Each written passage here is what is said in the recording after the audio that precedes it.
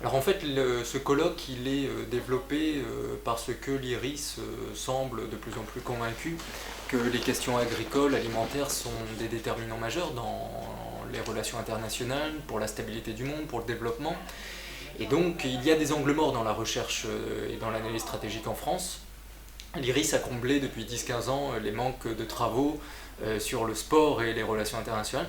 Les questions agricoles ont été un peu désertées ces dernières années et c'est tant mieux de voir l'IRIS aujourd'hui davantage s'intéresser à ces questions.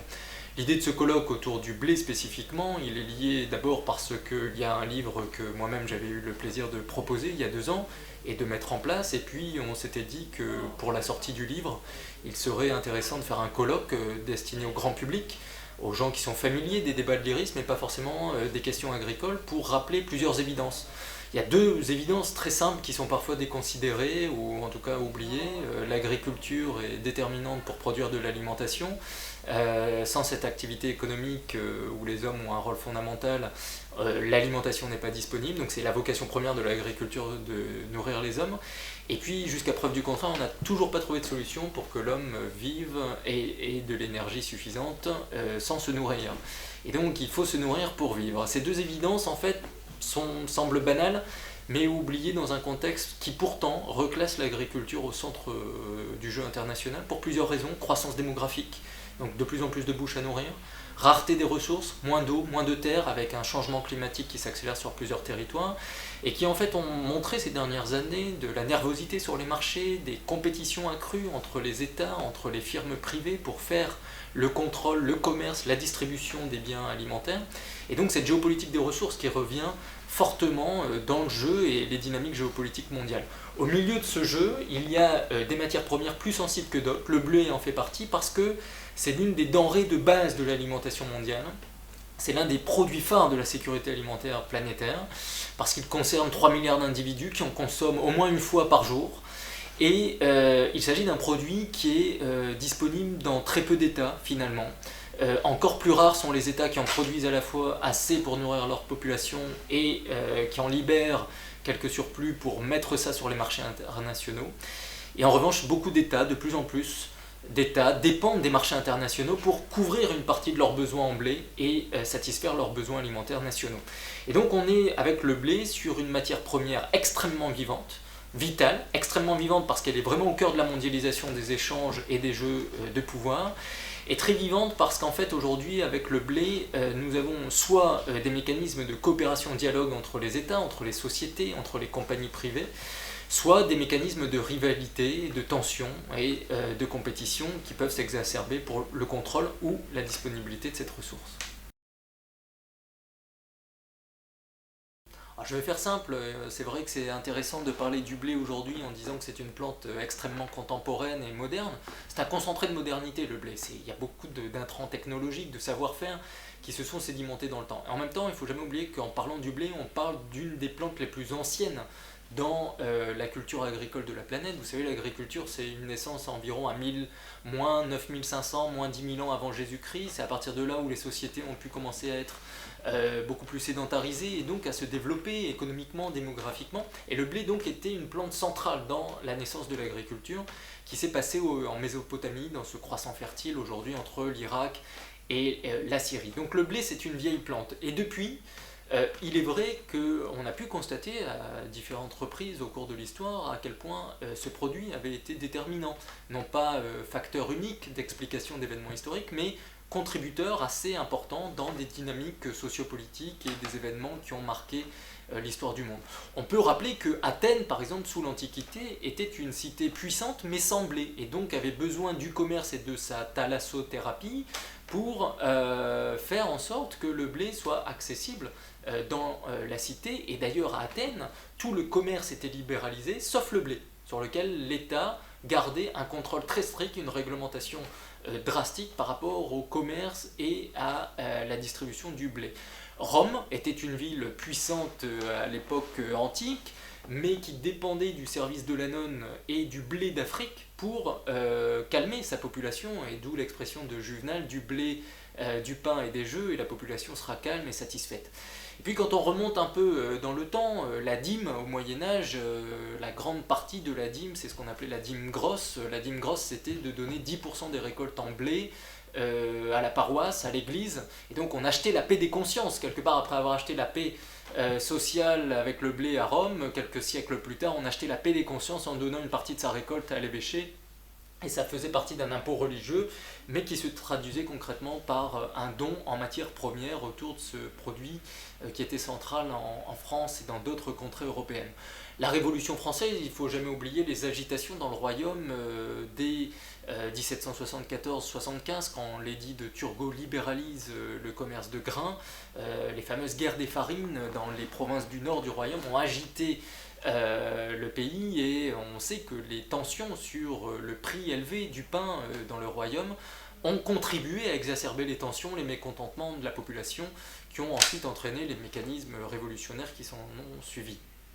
Et puis si on veut regarder des événements plus récents, on peut citer deux choses. D'abord, rappeler que le Farm Bill mis en place en 1933 aux États-Unis, cette grande politique agricole des États-Unis se met en place dans le cadre du New Deal que Roosevelt propose, et le New Deal repose beaucoup sur l'expression de la puissance agricole américaine et l'objectif de surtout avoir une sécurité alimentaire nationale, construite notamment avec les céréales. Et donc ce Farm Bill américain est une vraie illustration concrète dans le temps du New Deal américain et de la crise économique de 1929. L'Allemagne nazie, quand elle décide de rompre le pacte de paix avec Staline et d'attaquer l'Europe de l'Est en 1941 avec le plan Barbarossa, il y a derrière le plan Barbarossa ce qu'on appelle l'Hunger Plan. L'Hunger Plan visait à faire main basse sur les productions céréalières d'Europe de l'Est, et notamment du pourtour de la mer Noire, notamment les plaines céréalières ukrainiennes extrêmement fertiles, et d'affamer les populations d'Europe de l'Est pour permettre de nourrir la Wehrmacht, l'armée allemande et les populations du Grand Reich. Et donc il y a toujours eu aussi du côté des nazis le souvenir que la Première Guerre mondiale avait été perdue en partie parce que les insécurités agricoles et alimentaires allemandes avaient fragilisé les dynamiques de l'armée allemande lors du premier conflit mondial, et qu'il fallait absolument conquérir une sécurité alimentaire dans l'expansion nazie souhaitée une trentaine d'années plus tard. Et puis dernier exemple qui montre que le blé a pu être important dans des moments importants de l'histoire contemporaine, bien sûr la construction européenne, qu'on ne peut jamais lire sans rappeler que la seule politique communautaire s'appelle la politique agricole commune. La politique agricole commune, lancée en 1962, repose au début sur un objectif stratégique qui était la sécurité alimentaire des populations européennes. Et donc les céréales ont toujours été un des produits phares de la politique agricole commune, et avant d'être une politique d'aménagement du territoire et de préservation de l'environnement, la politique agricole commune a d'abord eu une vision stratégique qui était vraiment de stabiliser les territoires, de permettre le développement économique et sociétal. Dernier exemple, 1979, accord de paix entre Égypte et Israël, signé par Sadat, le président égyptien, qui a connu ensuite des difficultés et il a été assassiné en partie pour cela.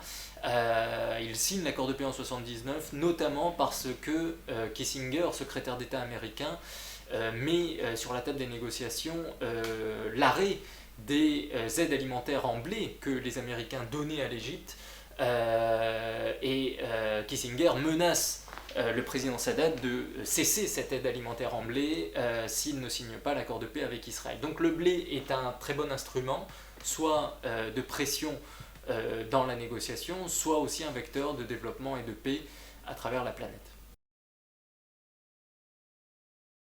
Sur cette question, on peut dire beaucoup de choses. Je vais essayer d'être simple. Il faut comprendre simplement que le blé, aujourd'hui, c'est une production mondiale de 700 millions de tonnes à peu près aujourd'hui. 700 millions de tonnes, c'est 7 fois plus qu'il y a un siècle.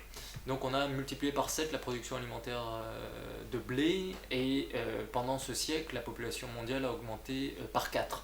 Donc la réponse agricole aux défis démographiques posés a été assez significative, et il faut le souligner parce que c'est d'abord le travail des hommes et des politiques publiques accompagnant ce travail des hommes qui a permis de répondre à ce défi démographique colossal, qui n'est pas fini puisqu'on sait que la croissance démographique se prolonge dans ce 21e siècle. On a une tension croissante parce qu'en fait le blé pousse aujourd'hui dans très peu de territoires. Il faut savoir que les surfaces emblavées aujourd'hui sur la planète, c'est 225 millions d'hectares. 225 millions d'hectares, en gros, c'est 4 fois la France. C'est ça les surfaces emblées pour un produit consommé par 3 milliards d'individus sur à peu près tous les continents, quand bien même le blé c'est d'abord un produit consommé en Europe, en Méditerranée, au Moyen-Orient, en Amérique du Nord. Il est de plus en plus consommé en Asie, il reste très consommé aussi en Amérique latine. Et donc nous avons finalement un monopole de la part de certains États en termes de production ou d'exportation. Nous avons 10 États sur la planète qui assurent 85% de la production mondiale de blé.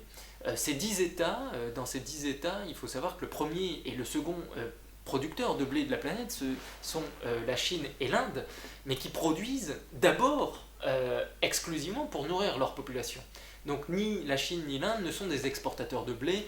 L'Inde l'est très occasionnellement quand elle a quelques stocks à libérer, elle vend quelques quantités de blé, mais ce n'est pas un grand acteur des marchés à blé.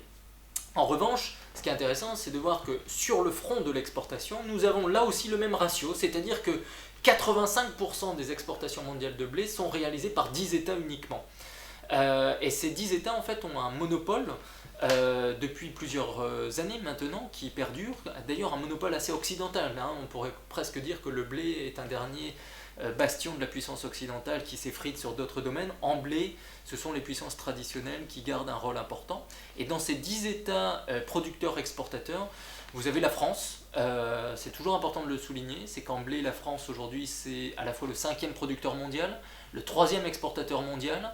Il n'y a pas beaucoup de classements mondiaux où la France est aussi bien située, et nous avons cette possibilité grâce aux atouts de notre géographie, mais grâce aussi à une histoire et à une filière qui s'est consolidée ces dernières années avec la volonté de faire de la céréaliculture un pilier important de nos territoires, capable de jouer dans la mondialisation et de rivaliser avec des challengers, et surtout d'exporter sur les marchés internationaux un produit qui est attendu par des populations voisines, notamment sud-méditerranéennes et proche-orientales, qui consomment beaucoup de blé et qui attendent toujours que la France réponde au rendez-vous commercial chaque année des récoltes. Ce qui est mon mot de la fin, puisque la grande spécificité des questions agricoles et des céréales et le blé illustrant cet aspect, c'est que votre production est inconnue jusqu'au dernier moment de la récolte. Quand bien même aujourd'hui les technologies se modernisent, que l'on peut faire de la prévision, jusqu'au dernier moment vous ne connaissez pas avec exactitude la quantité de votre récolte. Et nous ne sommes pas dans une industrie, nous ne sommes pas dans un secteur d'activité où il suffit de rajouter des hommes, des technologies ou des finances pour augmenter la cadence de la production.